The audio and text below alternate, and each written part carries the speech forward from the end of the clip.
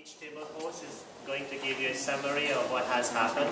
As the moment you left that table, you never went back to that table. And probably you're wondering how you have changed the entire discussion in your last imprint over there. You never know. And here we will give the stage presence to the table host. Dear table host, could you please share within 3 to 5 minutes the essence of what came up out of your discussion, and please finish your short presentation with some concrete actions that you think are worth for us to hear. Good, and I'm going to start with Mademoiselle. I can put it on the floor? I can hold it actually, yes. So my table was basically paid work, and we were having conversations about what that means. Are we stuck in problems, or is there something that's looking good within this? And I think I'm going to start with the solution or idea that came out of it, which is I am my own resource. So I think the battle is, should I be used by another company or an organization for what I'm good at, or should I be putting myself to use for my own needs? Because there's a lot of things that's changing in society right now. So some of the problems we said was we have changed the minimum, which is the minimum is now let's be unpaid because I'm an intern and I need to be trained and I need experience, so I'm okay with that instead of a minimum wage, versus working in silos as individuals versus a collective or a community, which is what is probably more interesting. And there were a lot of problems with this whole concept of changing needs of society and of individuals.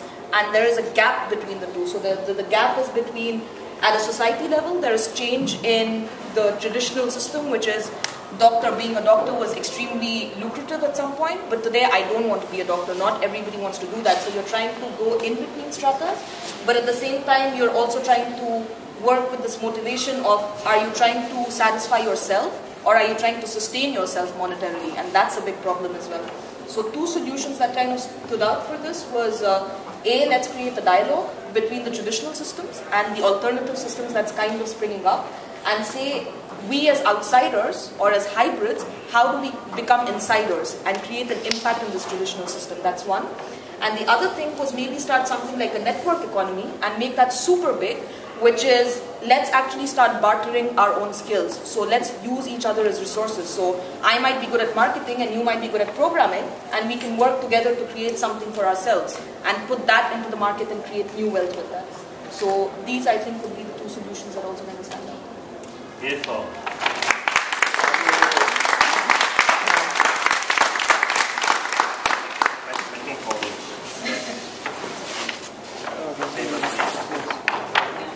This one in a bit. All right, go ahead. So we had the question mark session table actually, and it was pretty interesting because we started with different questions and we ended up the last rounds into education. And there were a lot of talking about how many skills we are and how do we really present them to be representative of ourselves. And for example, how in a CV you can put your hobbies, but there are things that are your passion and you're passionate about the work, and not to undercover your educational background and academic career, that's it. And then we said a lot about the question was, are we open to different options of making a living, and how open we are also to choose what we are going to work and in which domain, or we are forced by parents, society and so on to do what we are doing and what we are used to do.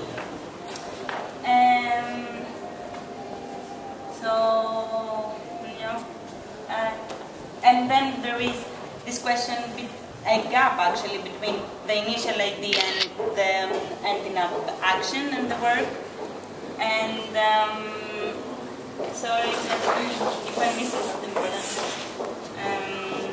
And there was about also talking about passion and curiosity, which are things that also leads us to find the work, and critical thinking and motivation and the also about how to combine family and working life. I think pretty much. And that we need maybe innovation in administration was also a question. I think that's pretty much. I don't know if people want to add something or if they will forget. Yeah. Okay, good. Thank you very much.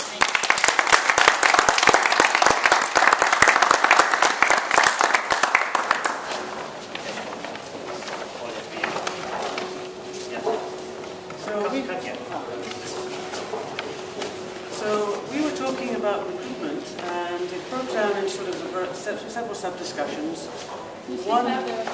We were talking about recruitment, and it broke down into several sub-discussions. One theme that was throughout was that the resume process, the hiring process, was very broken, really on both sides, and that people were writing resumes and they never got a reply, and that just wasn't working.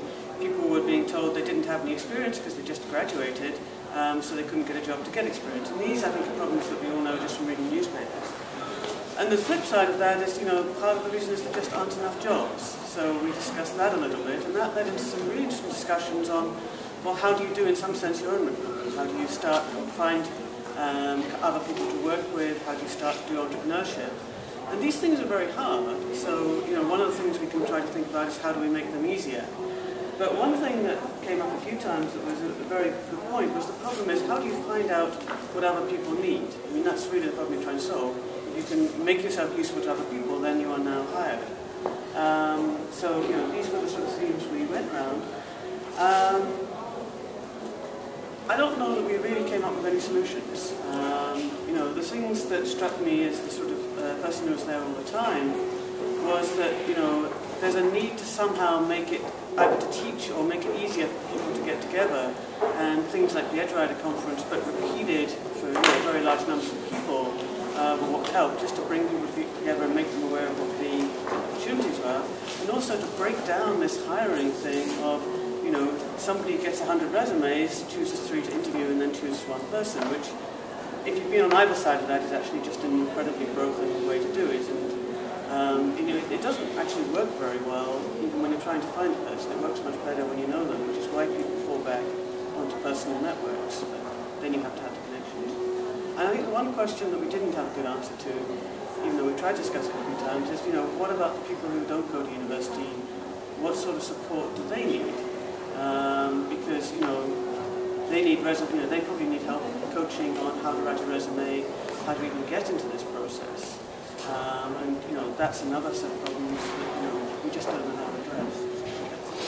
Thank you very much.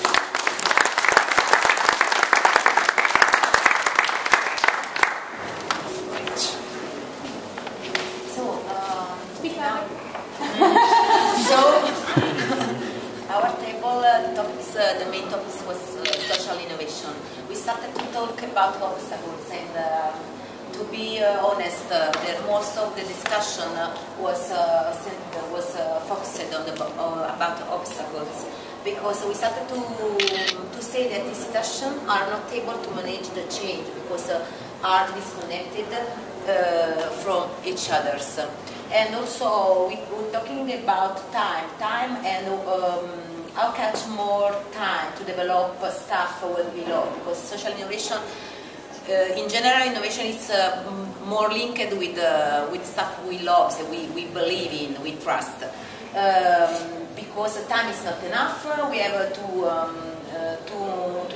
have a difference between time to work and live, so to daily routine, and time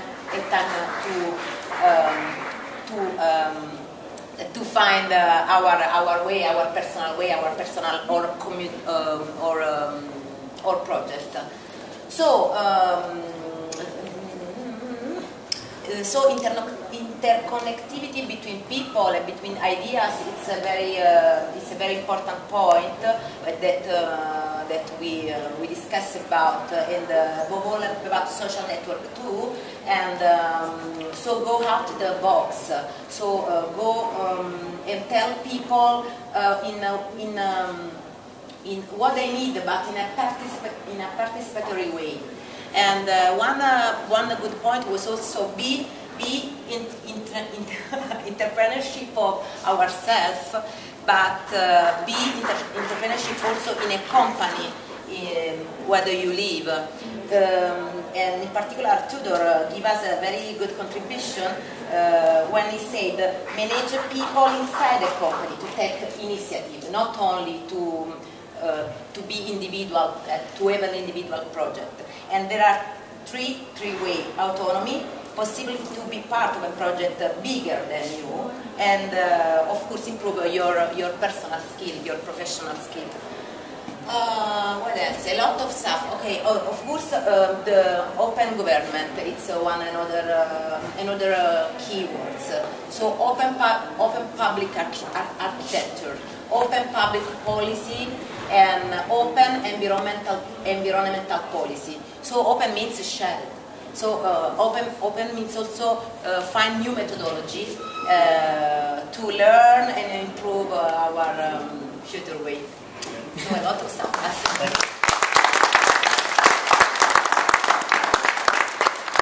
While we're getting the papers, we heard think out of the box. I heard the comment, just get rid of the box. So we have topic allies, and again, if some people who participate in it find I missed something very important for them, please come over and just add it, because I cannot probably put everything myself. So we approach this allies as a networking among groups and projects and individuals who have common aims and background and goals and interests. And then talking about this networking, we talk about the way we structure this networking on a micro and macro scale, so within one project, between individuals, and also in the same way between projects, that we're looking at how to collaborate and work with each other, not for someone or someone for us. And also we're talking about that when we network, that we find the importance to have diversity and multidisciplinarity in this network, that we know our allies and know what capacities, what skills, what resources, what contacts they have, and how we can support each other's efforts. And then also we arrive to this concept that 1 + 1 is more than 2, that if we share common interests and aims, by doing it together we can have bigger capacity and accomplish them in a more powerful way. Also, we were at some point talking about the co-working spaces, where people not necessarily work on the same project, but share the space where they work and have still autonomy on what type of work they do. And also when we were talking about working, collaboration, aims, goals, we also came to this topic of productivity stress disorder, that sometimes we very focus on those aims and goals. And I at some point brought the concept of co-celebrating, that we also socialize as human beings without all those aims and concepts, and get this more personal connection to each other, and we develop real sympathy and care, and then we create all this many of us know from family, that it's not just work and collaboration, but also living together. And then we also spoke more about hospitality and generosity, more this broad cultural aspects. And also we at some point were trying to approach this policy concept. And maybe this one, I don't know if I don't do it too personal, but we're going about policy not as a loss, but also as a certain position, which may actually encourage people to self-organize themselves, become self-sufficient, self-responsible, and also sort of do it yourself, that don't expect someone to solve your problems, but... Sorry, no, carry on, sorry. Please, whatever you want.